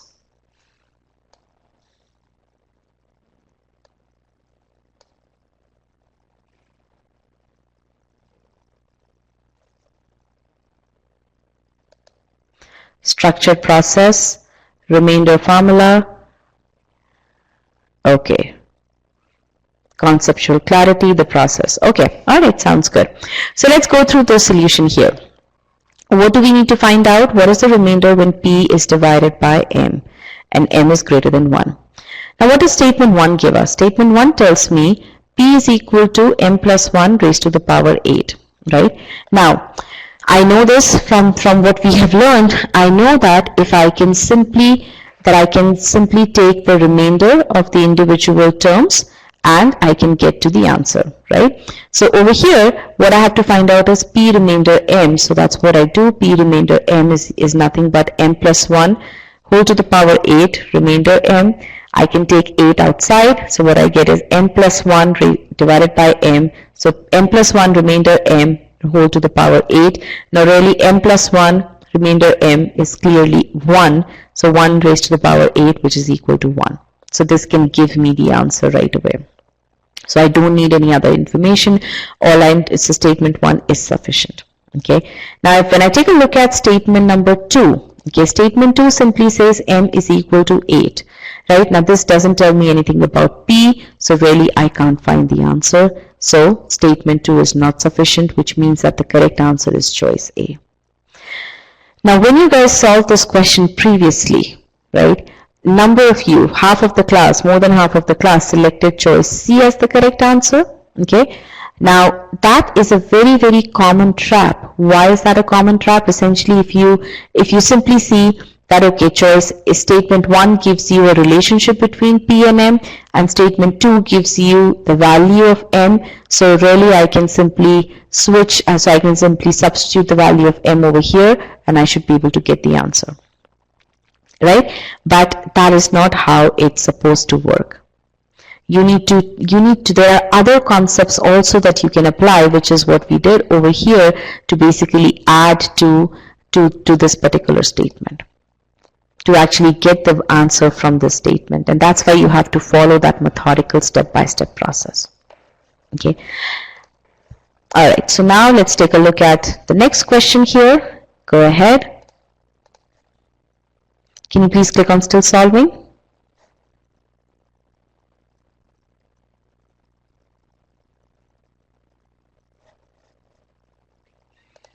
Okay, go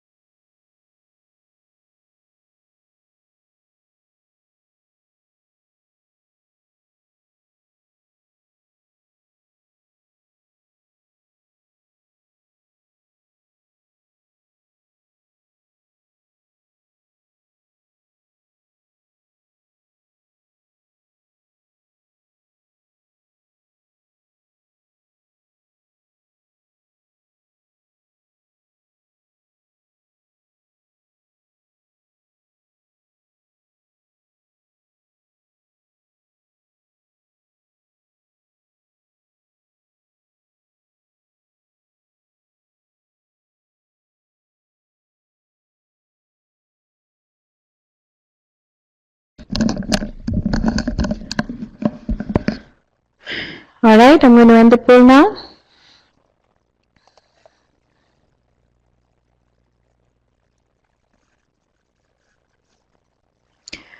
Okay, so let's compare the results.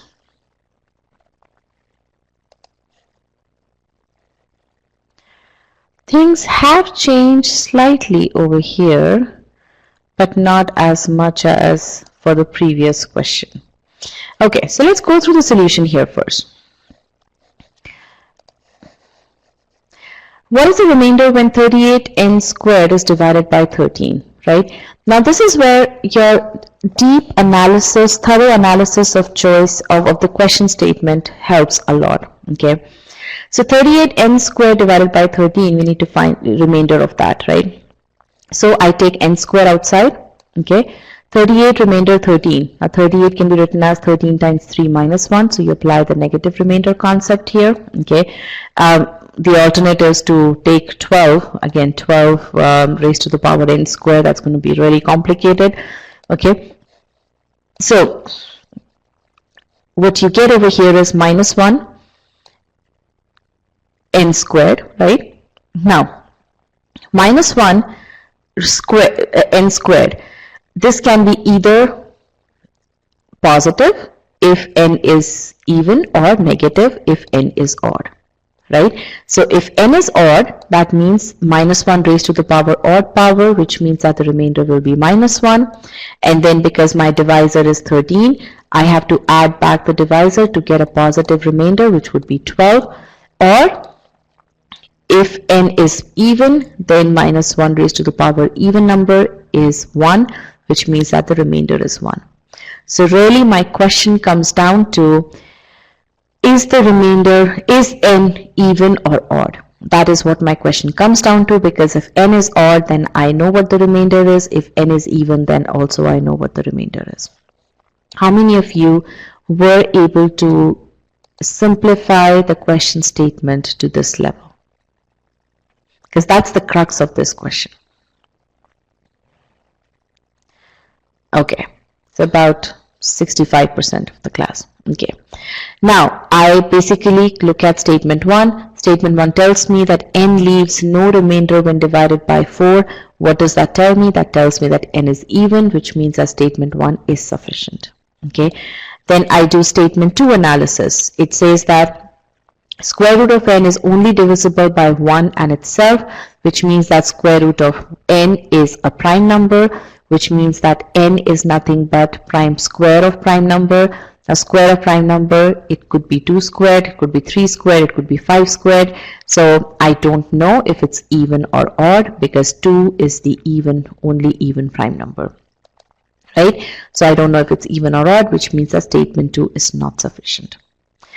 So, given all of this, tell me, where did you falter? And I'll share the results of this poll as well. So, only about 38% of the class could get to choice A as the correct answer. Quite a few of you thought that choice D is also correct. So, my guess is, and that should be a pretty good guess, that you didn't consider 2 as the only even prime number. How many of you did that mistake? How many of you did the mistake of not considering 2 as the only prime number, only even prime number? Yep. And that's the mistake of constraints. You didn't apply the constraints. And that's a conceptual constraint. But 2 is an even prime number. All the other prime numbers are odd except for 2. And that's something which you always have to keep with you. Okay? So tell me, for those of you who made a mistake in this question or who couldn't get to choice A for the right reasons, tell me, why did you make a mistake?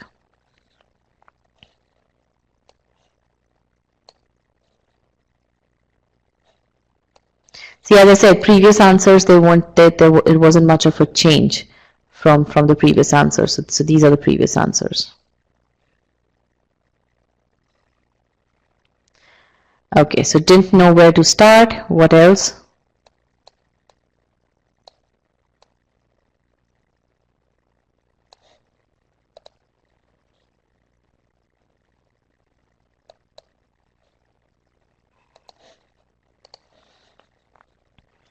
Prime number 2 issue. Okay. All right. So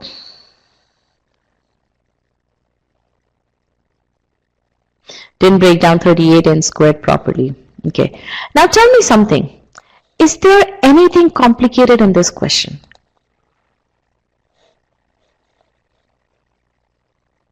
No, right? And I'm so glad that all of you feel that there's nothing complicated in this question. Is there anything that I have done in this question that you are not equipped to handle?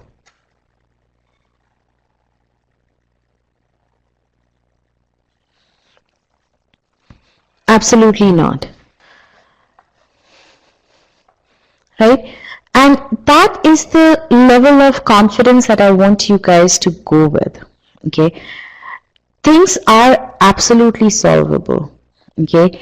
As long as you have the right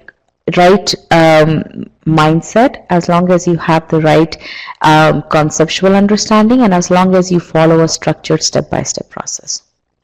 Okay? All right. Now, I have two options. I can either go through question number 10 in detail, or I can share the PDF with you and we can end the session at this point. What is it that you would like me to do?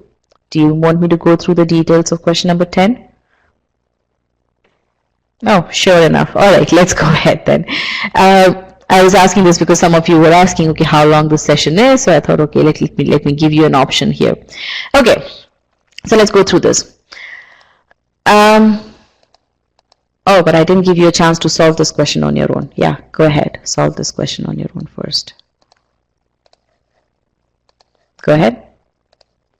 Can you please click on still solving?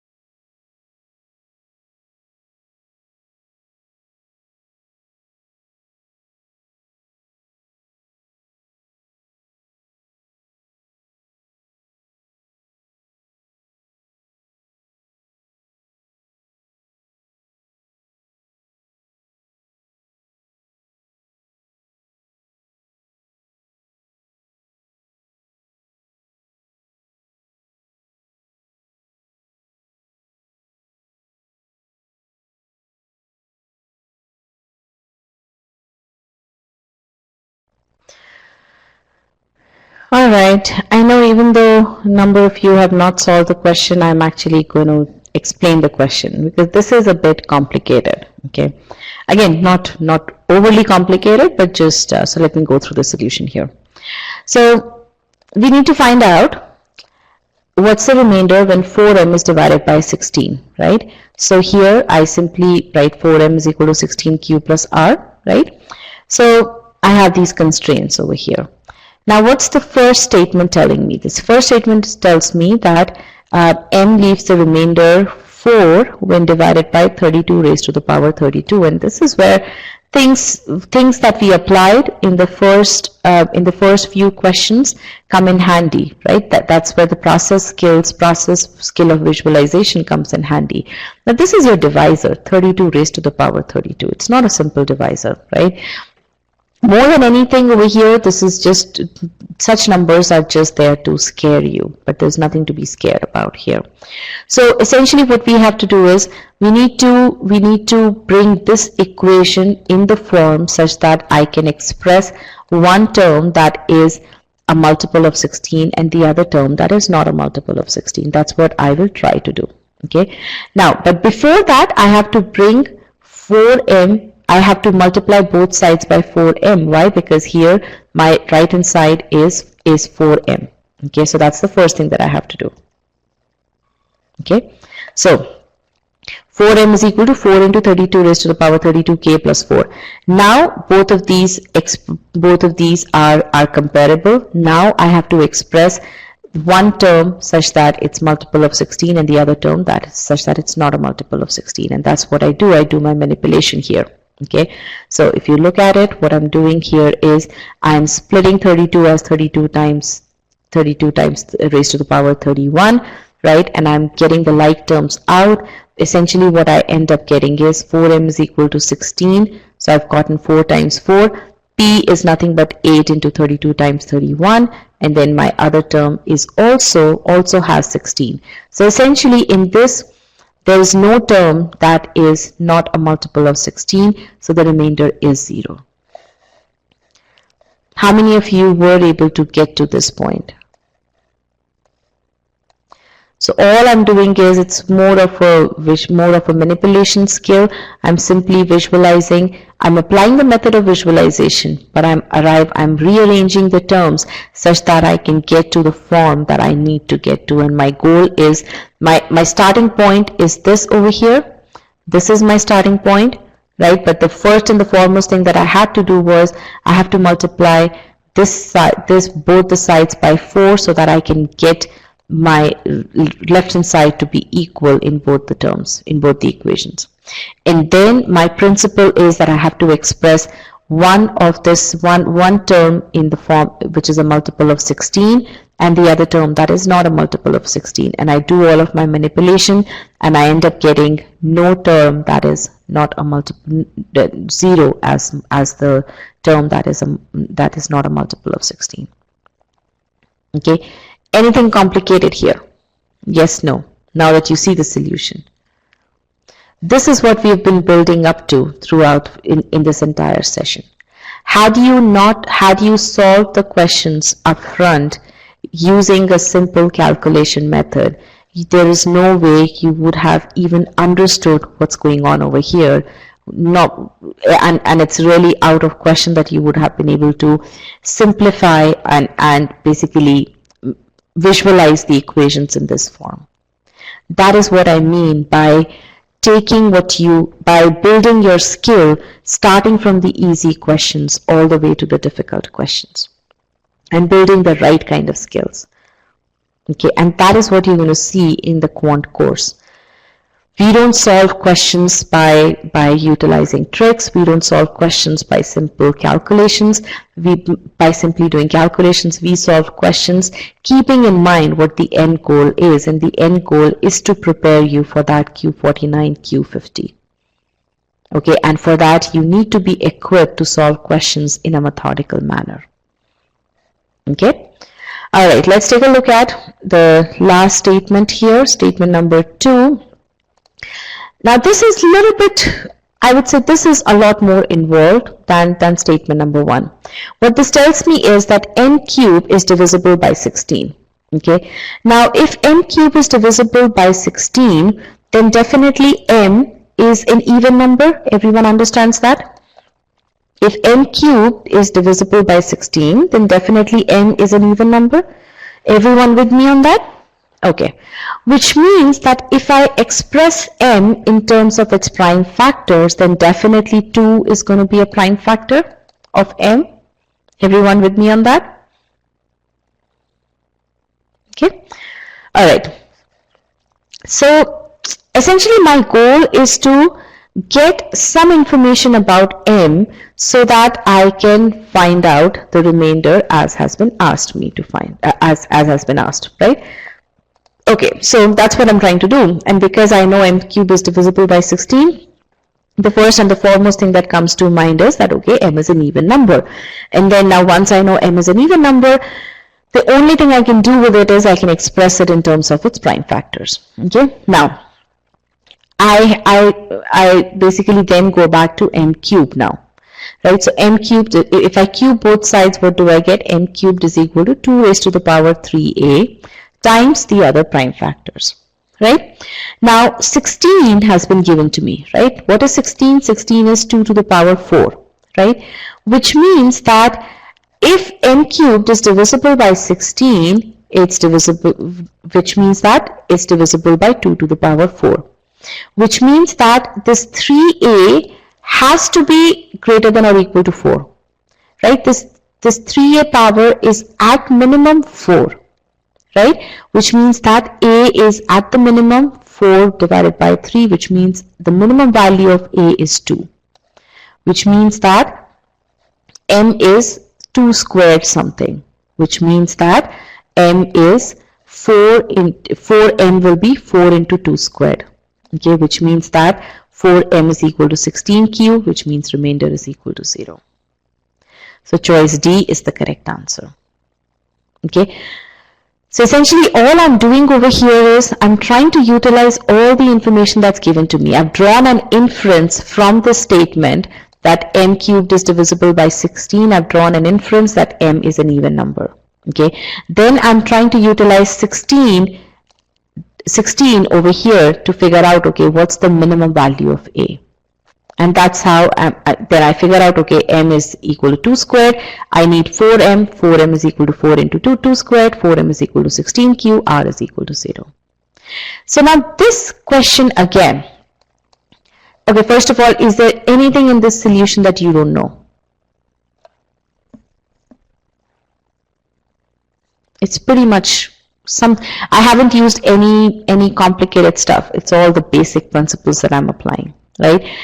But you may question, I'm pretty sure some of you are thinking, how do I know that I need to do all these steps? How many of you are thinking that?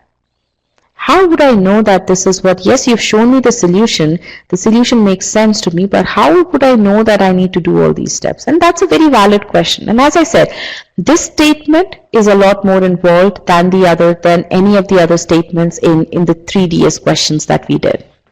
Okay, and this statement is the testament of the fact. Now again, if you think about it, the previous statement, had we not gone through all of the stuff that we did in this session, even all of this processing would have been difficult for you. Would you agree? Had we not gone through the manner in which we proceeded in this session, even this processing in this statement would have been difficult for you, right? And that is the power of going through the content in a methodical manner. Going through the content that is put together with a purpose in mind. Okay, that is what you will be able to do as you go through the content in the E-gmat course. You will see how your process skills improve from one application file to another. Okay, such that when we are preparing you through all the application files and practice files, we are preparing you to be able to to be able to come up with the steps to solve such a question. Because the steps by themselves are not complicated at all. It is really you having the ability to think that, okay, this is how you should be doing it. That is what we prepare you in the E-gmat course for. Okay. All right. So frankly, GMAT quant can very well be mastered. It's not about complex math. It's about building some core skills and about building those good habits. Okay. It's not about the quickest way to solve the questions as well. Okay. Now the first success story that I want to share with you is for people who think that they are very good in quant. Okay, and you should look at his Krish's debrief here, verified review on GMAT Club.